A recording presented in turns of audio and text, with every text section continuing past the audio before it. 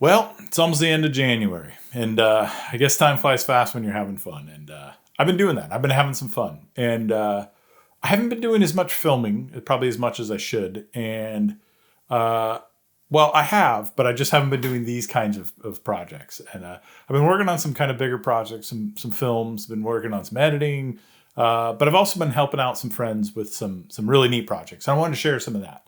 Um, the second part of that is that I've been doing a lot of fishing, and that's been a lot of fun just to get out and fish and not have to worry about filming it. I spent this time last year. I spent a lot of time filming, working on the project, working on the short film that I did called "Casting at Ghosts." And if you haven't seen that, I'll leave a little link to that. But it was a lot of filming. There was a little bit of fishing for myself, but mostly just filming. And so it's been nice. It's been nice to enjoy the winter steelhead season as it sort of is really kicking off and really kind of taking shape.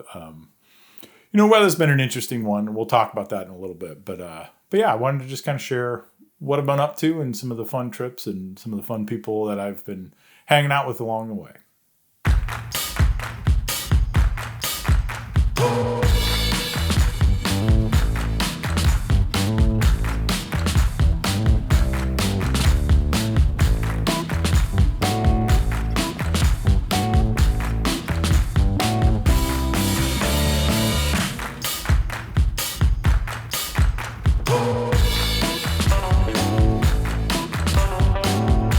One of the best parts about local fly shops is that in general, the guides and shop employees spend a lot of time on the water, and because of that, they can share what is happening on a particular river or system and how best to approach it.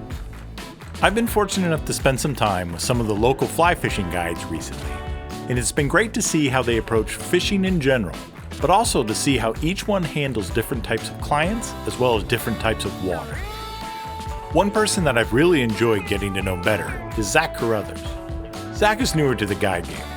It's been fun to watch him and observe his teaching style, and to see how he is developing his business in a crowded market. I really enjoy Zach's attitude and general demeanor, and how he carries that into his guiding is nice to see. He's a fishy guy, and I really enjoy seeing him translate his accumulated knowledge into teachable moments.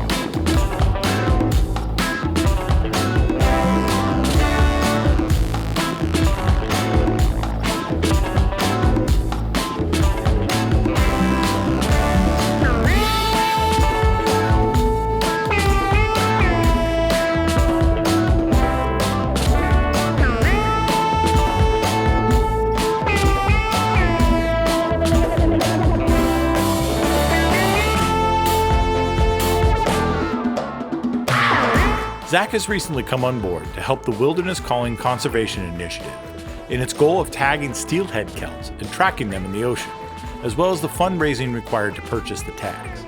I've gotten to help film some clips for them, and working with Zach has been a lot of fun. So go to thewildernesscalling.org, there's a donate button, and we would greatly appreciate a contribution.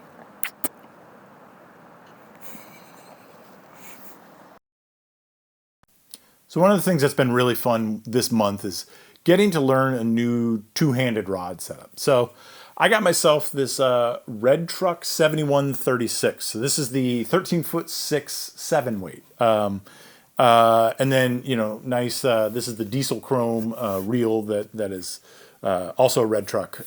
Really nice click and pawl reel. Pretty simple, but that's what they are. They're pretty simple. So I've been casting a switch rod for a while, and I love it. It's a great rod, but I've been also figuring out what its capabilities are and what my capabilities are with it. And a big thing that I wanted was a little bit more reach, and especially thinking about casting Scandi lines. I think that this rod in particular is going to cast that Scandi stuff really, really well. Just with the longer rod, longer lines, that kind of stuff. So I think that the switch rod is going to be great for some of your smaller stream stuff with, maybe you don't have a lot of room behind you and, small coastal rivers. And I mean, it's really kind of the whole idea of those rods anyway. So, but this has been a lot of fun to get to learn and, to also put it in the hands of some competent casters that have really positive things to say about that. And so I'm really looking forward to spending a little bit more time with it and yeah, just seeing what it can do and what I can do with it.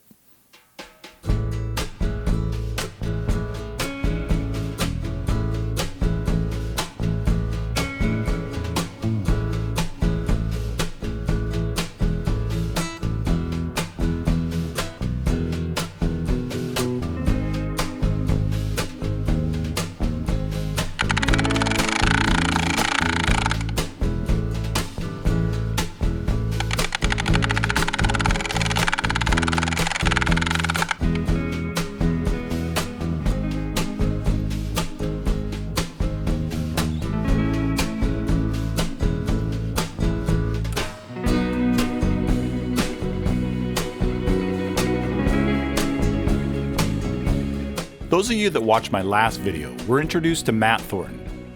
He is also a local guide and the executive director of the Wilderness Calling Conservation Initiative. We've been spending a lot of time together lately, and it's been great to not only get out and fish more with Matt, but also get to know him better as a person.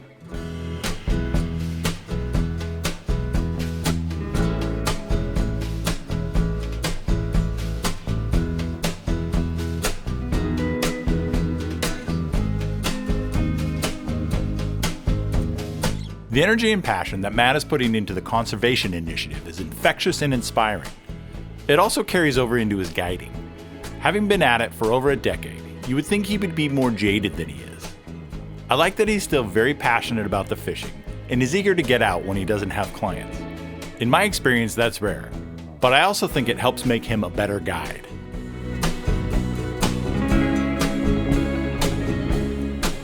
Thank you so much for your time and attention today. It's been my absolute privilege to invite you to join us in this conservation journey.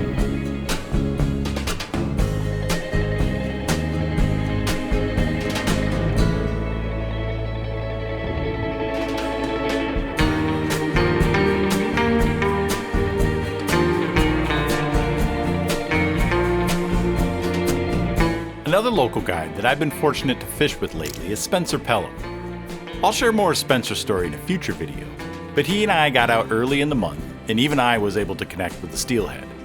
It was a late summer hatchery hen, but still fun and a great way to start the year.